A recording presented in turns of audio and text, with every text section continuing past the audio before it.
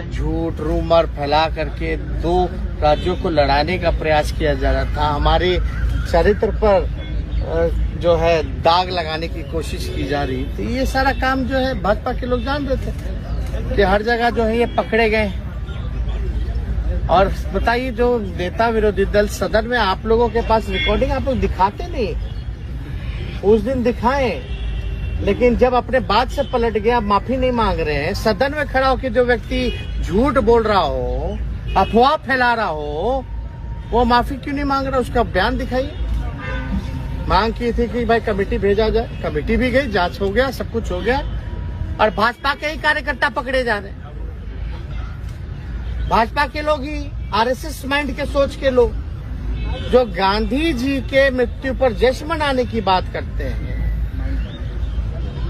तो साफ तौर पे ये दिखाता है कि किस हिसाब से ये प्लांट किया गया था सारी चीजें। तो ये बोलेंगे क्या?